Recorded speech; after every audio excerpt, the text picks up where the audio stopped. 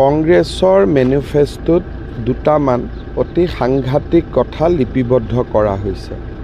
আপোনালোকে জানে যে আমাৰ ভাৰতত আমি যেতিয়া ডাঙৰ হওঁ তেতিয়া আমাক দেউতা মাই ঘৰৰ কিবা নহয় কিবা সম্পত্তি দিয়ে বা আমিও চেষ্টা কৰোঁ যে আমাৰ জীৱনকালত আমি কিবা এটা কৰোঁ আৰু আমাৰ ল'ৰা ছোৱালীৰ কাৰণে কিবা এটা যাতে এৰি থৈ যাব পাৰোঁ।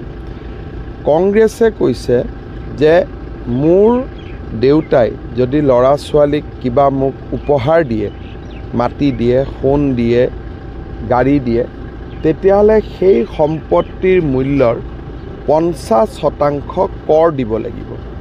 সেইটো কোৱা হৈছে ইনহেৰিটেঞ্চ টেক্স। তাৰমানে এগৰাকী মাকে যদি নিজৰ গহনা গাঁঠৰিখিনিও বোৱাৰীয়েক বা জীয়েকক দিয়ে, সেই গহনা গাঁঠৰিৰো 50% ইনহেৰিটেঞ্চ টেক্স দিব লাগিব। আৰু এই টকাবোৰ তেওঁলোকে ক'ত খৰচ কৰিব? ইনহেৰিটেঞ্চ টেক্সৰ যিটো বিষয়, উত্তৰাধিকাৰী কৰৰ যিটো বিষয় তেওঁলোকে আনিলে, সি সমগ্ৰ ভাৰততে মধ্যবিত্ত আৰু এছপাৰেশ্যনেল যিটো ক্লাছ, নিঅ' মিডল ক্লাছ বুলি কওঁ, তেওঁলোকৰ মাজত এটা হাহাকাৰ সৃষ্টি কৰিছে। কংগ্ৰেছৰ যিখন মেনিফেষ্টো, সেইখন পাকিস্তানত বেছি চলিব, ভাৰতত কম চলিব। তাৰ কাৰণ প্ৰধানমন্ত্ৰী ডাঙৰীয়াই ব্যাখ্যা কৰিছে আৰু ময়ো মিটিঙে আদিত কৈ আছোঁ। কংগ্ৰেছৰ মেনিফেষ্টোত দুটামান অতি সাংঘাতিক কথা লিপিবদ্ধ কৰা হৈছে।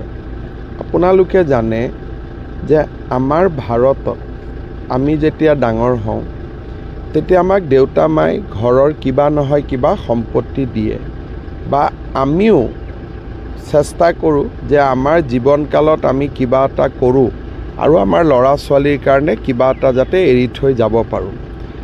কংগ্ৰেছে কৈছে যে মোৰ দেউতাই যদি ল'ৰা ছোৱালীক কিবা মোক উপহাৰ দিয়ে, মাটি দিয়ে, সোণ দিয়ে, গাড়ী দিয়ে, তেতিয়াহ'লে সেই সম্পত্তিৰ মূল্যৰ 50% কৰ দিব লাগিব। সেইটো কোৱা হৈছে ইনহেৰিটেঞ্চ টেক্স। তাৰমানে এগৰাকী মাকে যদি নিজৰ গহনা গাঁঠৰিখিনিও বোৱাৰীয়েক বা জীয়েকক দিয়ে, সেই গহনা গাঁঠৰিৰো 50% ইনহেৰিটেঞ্চ টেক্স দিব লাগিব। আৰু এই টকাবোৰ তেওঁলোকে ক'ত খৰচ কৰিব? ইনহেৰিটেঞ্চ টেক্সৰ যিটো বিষয়, উত্তৰাধিকাৰী কৰৰ যিটো বিষয় তেওঁলোকে আনিলে, সি সমগ্ৰ ভাৰততে মধ্যবিত্ত আৰু এছপাৰেশ্যনেল যিটো ক্লাছ, নিঅ' মিডল ক্লাছ বুলি কওঁ, তেওঁলোকৰ মাজত এটা হাহাকাৰ সৃষ্টি কৰিছে। কংগ্ৰেছৰ যিখন মেনিফেষ্টো, সেইখন পাকিস্তানত বেছি চলিব, ভাৰতত কম চলিব। তাৰ কাৰণ প্ৰধানমন্ত্ৰী ডাঙৰীয়াই ব্যাখ্যা কৰিছে আৰু ময়ো মিটিঙে আদিত কৈ আছোঁ।